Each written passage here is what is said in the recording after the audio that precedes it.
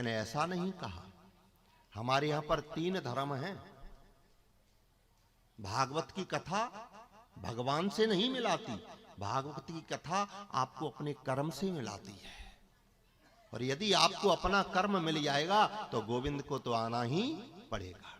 इसलिए 3 धर्म हैं। परम धर्म अवतारी पुरुष के लिए होता है।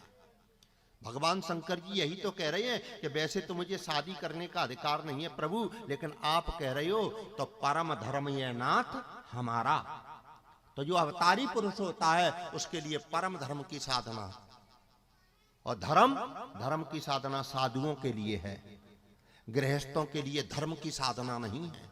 तो गृहस्थों के लिए तो वर्ण धर्म की साधना है। आपने जिस वर्ण में जन्म लिया है आपको उसी वर्ण धर्म की साधना करनी पड़ेगी, तब परमात्मा मिलेगा।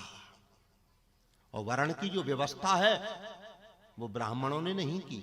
कुछ पढ़े लिखे लोग कहते हैं कि वर्ण व्यवस्था तो ब्राह्मणों ने बनाई है।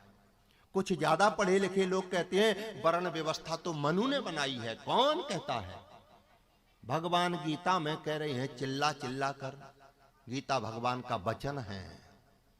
भगवान गीता में चिल्ला चिल्ला करके कह रहे हैं, अर्जुन से कह रहे हैं कि चातुर वर्ण मया सृष्टि। अर्जुन, ये चारों वर्णों की व्यवस्था मैंने की है, लेकिन स्वतंत्र होकर के नहीं की, मनमानी नहीं की। तो बोले चातुर वर्ण मया सृष्टि और गुण कर्म विभाग सह। मैंने जीव के कर्म और गुण के द्वारा वर्ण दिया है। इसलिए गृहस्थों के लिए वर्ण धर्म की साधना करना चाहिए। धर्म की साधना साधुओं को करना चाहिए। गृहस्थों के धर्म और साधुओं के धर्म में जमीन आसमान का अंतर है। साधु जो कर रहा है वो गृहस्थ को करने का अधिकार नहीं है, और जो गृहस्थ कर रहा है उसे साधु को करने का कोई अधिकार नहीं है। लेकिन अब तो घपड़ चौथ है गई, घपड़ चौथ है। क्यों भैया? अब तो घपड़ चौथ चल रही है। इसलिए खुले शब्दों में भागवत का आह्वान किया है व्यास जी ने।